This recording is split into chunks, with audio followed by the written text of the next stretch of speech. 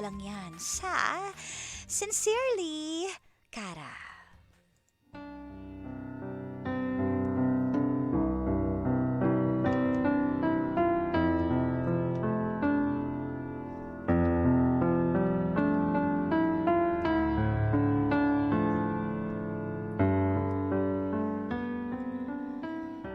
Sabi nila, napakahirap maging breadwinner.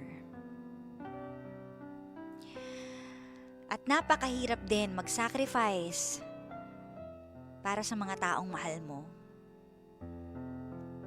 Dahil minsan sa dulo, ikaw yung naiiwan sa pila. Napapabayaan mong sarili mo, mga pangarap mo, mga bagay na gusto mong gawin. Dahil nilalaan mo yun para sa pamilya mo.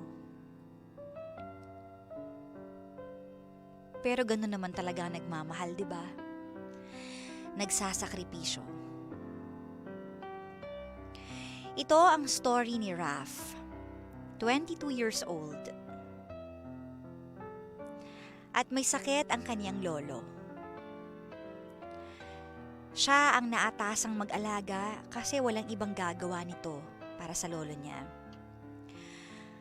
Kaso minsan, dumarating sa point na napapagod na siya, nahihirapan, at kine-question niya na ang sarili niya kung bakit. Pero hindi naman niya maiwan yung lolo niya. Kahit may mga pangarap siyang gustong gawin, hindi niya rin magawa. Dahil nagsasakripisyo siya para sa lolo niya. So let's hear it straight from the heart of our voice sender for today. Hello, gandang Kara. Ako po si Raf. 22 years old na po ako ngayon. May sakit po yung lolo ko. Simula po nung 12 years old pa lang ako na yung naging taga-alaga niya. Tagaligo, tagapakain, tagalinis sa kanya kapag kailangan niya mag-CR. Ako rin po nagbubuhat sa kanya kapag gusto niya tumayo, umiga, kumilos, umaga man, hapon o madaling araw. Walang pinipiling oras. Kailangan po kapag tumawag siya, gigising ako kahit masakit sa ulo. Mahal ko po yung lolo ko, pero minsan nakakapagod lang po kasi. Nag-aaral ako pero hati po lagi yung lakas at focus ko. Hindi rin po ako pwedeng bigla lang aalis ng bahay kasi wala po magbabantay sa kanya. Ngayon po, iniisip ko kung paano na ako dahil kailangan ko na po mag-work. Paano na rin po siya? Di ko naman po siya kayang pabayaan. Masama po bang nafe-feel kong parang napagdadamutan ako sa buhay kasi parang nilalaan ko na lang siya para sa lolo ko?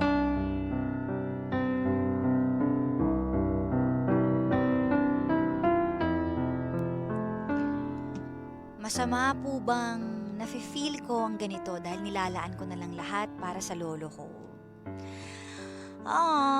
Daming makaka-relate na breadwinner dito at nag-aalaga ng mga magulang, lolo, lola. So basahin natin ang comments dito sa ating Facebook Live. Kung ano nga bang masasabi nyo sa kwento ni Raf.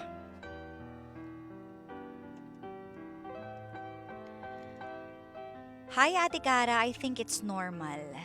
Nakakapagod naman talaga pag minsan. Sabi ni Jenna. Maybe his purpose in life is serving his family. Tiring, yes. But the rewards are fruitful. Sabi ni Rocky. Napakagandang advice nito.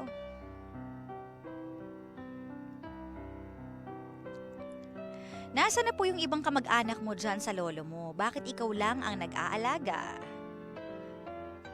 Curious, si Ate Rosalie. Nga naman, nasaan ang iba? What you're doing is priceless. Salute to you, Raf, sabi ni Atasha. Such a selfless person, sabi ni Rachel. Tiisin mo na lang kasi lolo mo yan. May reward yan, huwag kang mag-alala. Sabi ni Ate Vilma. Napakaswerte ng lolo mo dahil napakabuti mong apo. Sana hindi ka magsawang mag-alaga sa kanya habang kapiling mo pa siya. Saludo ako sa kabutihan mo. With a kiss, Sabi ni Rhea.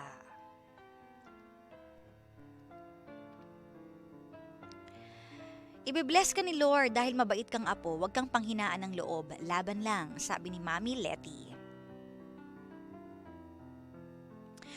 Ang swerteng mo nga po may lolo ka pa. Ako nawala na lang po yung lolo ko, hindi ko siya naalagaan. Kasi kailangan kong mag-work para sa kanya. Sabi ni Cheche. If you love your family and you give it all and happy ka, pero may hangganan ang lahat. You have your own life. Ask help from family. I'm sure nandyan lang sila waiting to help. Just ask. Sabi ni Ate Arlene.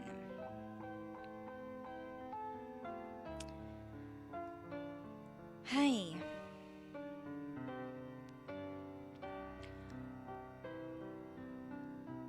Super bait mo naman, boy, sabi ni Ate Elizabeth. Nakakaiyak naman, ganyan talaga pag mahal natin ang family natin. Hindi natin kayang maiwan, sabi ni Veron. Hindi masamang ilaan mo yung sarili mo sa lolo mo, pero bigyan mo din ng panahon ang sarili mo, sabi ni Mami Cynthia.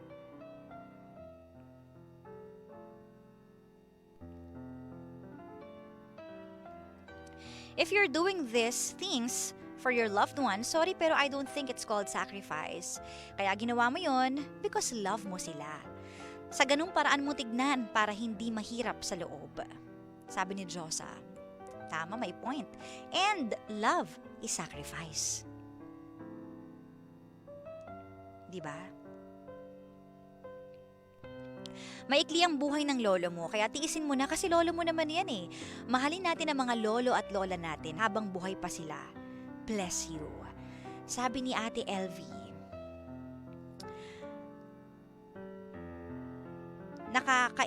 Naiiyak ako dito. Salute ako sa mga breadwinners. Sa totoo lang, mahirap. Pero naging inspirasyon sila.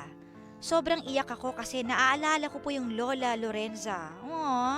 Laging mahalaga at pagmamahal sa kanya. Kahit makakalimutin siya, mahal ko siya. Sabi ni Tin. Pinaiyak niyo ako ngayon. Usapang lolo to. Ano ba? Bakit ako naiiyak din? Ay, nako. Relate ako kasi ako po nag-alaga sa lolo ko bago siya namatay. Sabi ni Rochelle. At naiiyak na nga po ako.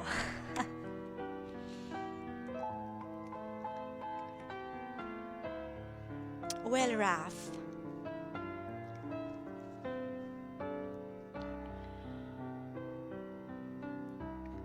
Sandali lang, naiyak ako.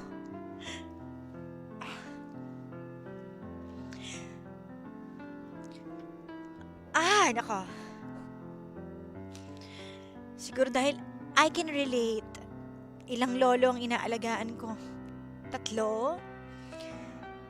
And then meron din ako naalaga ang lolo na nagka-cancer and bago siya namatay ako yung nagpupuna sa kanya, nag-aalaga. Ang hirap.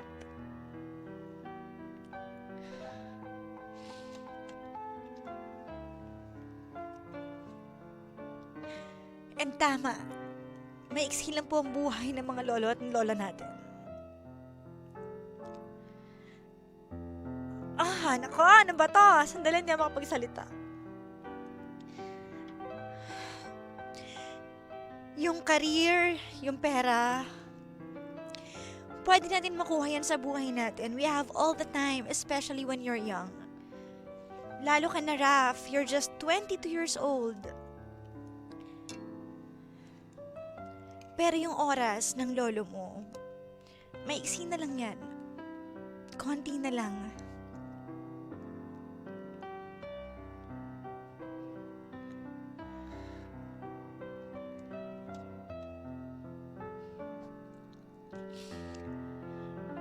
Kaya yung ginagawa mo ngayon, alam ko pinanghihinaan ka ng loob, alam ko nahihirapan ka, at hindi talaga mawawala yon, lalo na kapag breadwinner ka. Emotionally, mentally, pati wallet mo ubos. Pagdadaanan mo talaga yan. Pero alam mo, ang reward niya nasa dulo. And hindi masama na questionin mo yung sarili mo, hindi masamang mapagod ka. Kasi karapatan mo yan as a person. You're only human. When was the last time you did something for yourself? Baka kasi wala. Baka kasi buhos ka. Baka wala nang natitira para sa sarili mo at hindi masamang magtira ka ng onte. Siguro makakatulong yung i-treat mo yung sarili mo paminsan-minsan or bilhan mo yung sarili mo ng something na ikakasiya mo, ikakaligaya mo. Because by doing that, mafe-feel mo yung worth mo din as a person. Talk to a friend kung wala kang makausap. Pag dumating sa time na parang ubus na ubus ka na, talk to a friend or talk to a family member. Seek help. Bakit nga ba mag-isa ka lang? Pero kung wala ka talagang mahinga ng tulong from a family member, kung halimbawang ikaw lang talaga inaasahan, nakakalungkot yun. Kasi walang ibang tutulong sa'yo. Pero hanggat kaya, humingi ka ng tulong. Kasi baka hindi mo nakayanin yan lahat. Pero kung wala talaga, sana magkaroon ka ng lakas at tapang na makayanan yan lahat. Ipagdasal mo yan.